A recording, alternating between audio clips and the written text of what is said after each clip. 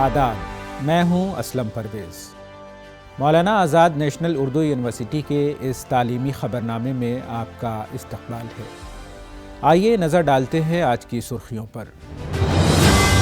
NCRF ہمیں معلومات اور مہارات کے عملی پہلوؤں کو پہچاننے کا موقع کرے گا فراہم۔ راجستھان کے اسکول ایجوکیشن ڈپارٹمنٹ نے کیا ایک نیا عالمی ریکارڈ قائم، اور PhD کے دوران مضامین کی اشاعت اب نہیں ہوگی لازمی۔ اب خبروں کی تفصیل۔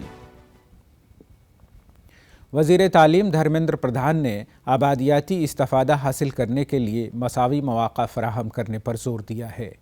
دھرمیندر پردھان نے IIT دہلی میں draft national credit framework پر متعلقین کی مشاورتی اجلاس میں شرکت کرتے ہوئے یہ بات کہی۔ NCRF پر اعتماد کا اظہار کرتے ہوئے وزیر تعلیم نے کہا کہ یہ علم اور مہارات کے عملی پہلوؤں کو پہچاننے کے مواقع فراہم کرے گا۔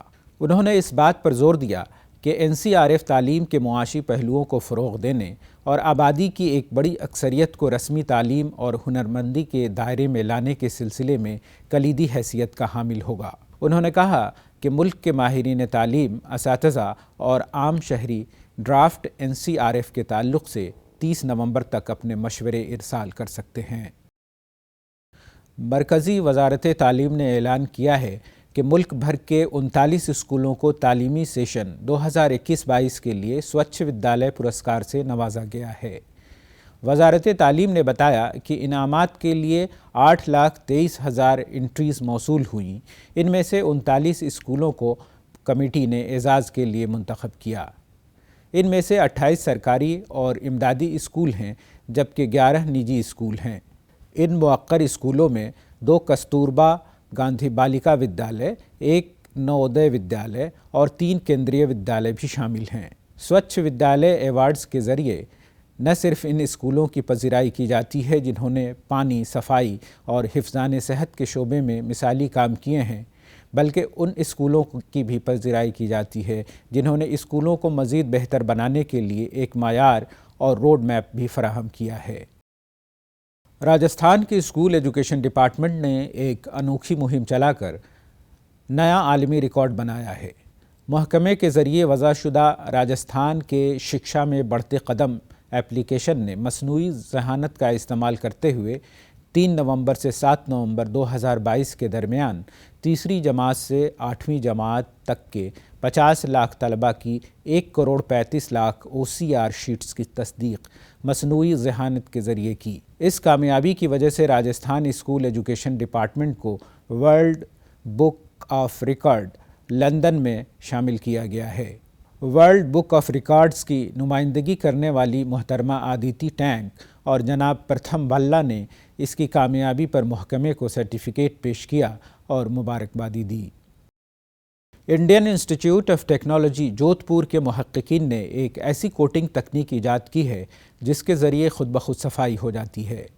متعلقہ شعبے کے صدر ڈاکٹر روی KR نے بتایا کہ سولر پینل صنعت کا دعویٰ ہے کہ یہ 20-25 برسوں تک اچھی طرح کام کرتے ہیں، لیکن یہ سب جانتے ہیں کہ سولر پینل دھول اور ریت جمع ہونے کی وجہ سے اپنی کارکردگی کھو بیٹھتے ہیں۔ یہ کوٹنگ شفاف، پائیدار اور سپر ہائیڈروفوبک ہوتے ہیں۔ یہ سولر پینل پر دھول جمع ہونے کو کم کرتا ہے اور بہت کم پانی سے خود کو صاف کرنے کی صلاحیت رکھتا ہے۔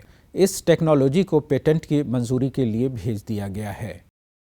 13 سالہ ہندوستانی لڑکی نے ہندوستان کے فارسٹ مین پدم شری جادو مولائی پائنگ پر مبنی ایک سچی کہانی لکھ کر ایک بڑا انعام حاصل کیا ہے۔ اتراکھنڈ سے تعلق رکھنے والی مولکا پانڈے کو دی مولائی فارسٹ کے عنوان پر مضمون لکھ کر کامن ویلتھ مضمون مقابلے کا انعام حاصل کیا اور انہیں جونیئر رنر اپ قرار دیا گیا۔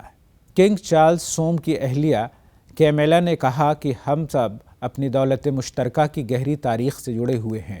پیلس ایوارڈز کی تقریب میں 13 سے 17 سال کی عمر کے مختلف ممالک کے شرکاء نے برطانیہ کا سفر کیا، جنہیں انعام کے لیے اہل قرار دیا گیا تھا۔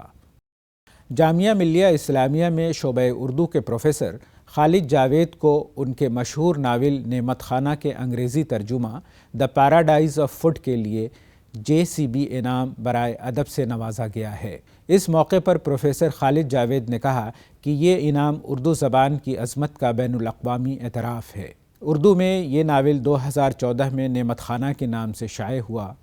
یہ اردو کا پہلا ناول ہے جسے باوقار JCB پرائز کے لیے منتخب کیا گیا ہے۔ دی پیراڈائز آف فوڈ میں 50 سال کے عرصے میں ایک متوسط طبقے کے مشترکہ مسلم خاندان کی کہانی پیش کی گئی ہے۔ نعمت خانہ کا اردو سے انگریزی میں ترجمہ جامعہ ملیہ اسلامیہ نئی دہلی میں شعبہ انگریزی کی پروفیسر باران فاروقی نے کیا ہے۔ خالد جاوید کو ٹرافی کے ساتھ 25 لاکھ روپے کی انعامی رقم سے بھی نوازا گیا۔ UGC نے PhD ایوارڈز کے لیے کم از کم معیارات اور طریقہ کار پر نظر ثانی کیا ہے۔ اس سلسلے میں UGC نے ایک نوٹیفیکیشن جاری کیا ہے۔ نئے ضوابط کے مطابق PhD کے دوران مضامین کو لازمی طور پر شائع کرنے کی شرط ختم کر دی گئی ہے۔ سب سے اہم بات یہ ہے کہ نئے ضوابط کے مطابق امیدواروں کو 2 سیمسٹر پر مبنی ماسٹرز ڈگری پروگرام کے بعد یا پھر 8 سیمسٹرز پر مبنی بیچلرز ڈگری پروگرام مکمل کرنے کے بعد PhD پروگرام میں رجسٹریشن لینے کی اجازت ہوگی۔ مرکز پیشہ وارانہ فروغ برائے اساتذۂ اردو ذریعہ تعلیم CPDMT Maulana Azad national Urdu university کے زیر اہتمام پرائمری، سیکنڈری اور ہائر سیکنڈری اردو اساتذہ کے لیے multiple intelligences in class room پر 5 روزہ آن لائن ورکشاپ کا انعقاد عمل میں لایا جا رہا ہے۔ ورکشاپ 5 تا 9 دسمبر 2022 کو منعقد ہوگا۔ پروگرام سے متعلق دیگر تفصیلات کے لیے دفتر CPDMT سے رابطہ کیا جا سکتا ہے۔ جامعہ ملیہ اسلامیہ نے حال ہی میں ایک نوٹیفیکیشن جاری کیا ہے۔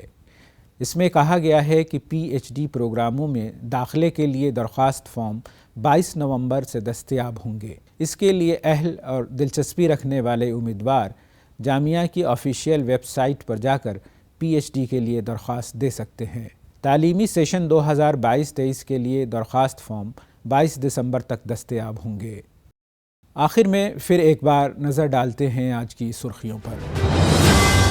NCRF ہمیں معلومات اور مہارات کے عملی پہلوؤں کو پہچاننے کا موقع کرے گا فراہم۔ راجستھان کے اسکول ایجوکیشن ڈپارٹمنٹ نے کیا ایک نیا عالمی ریکارڈ قائم، اور PhD کے دوران مضامین کی اشاعت اب نہیں ہوگی لازمی۔ آج کی خبروں میں فی الحال اتنا ہی۔ آئندہ بلیٹن میں آپ سے پھر ہوگی ملاقات۔ تب تک کے لیے دیجیے اجازت۔ آداب۔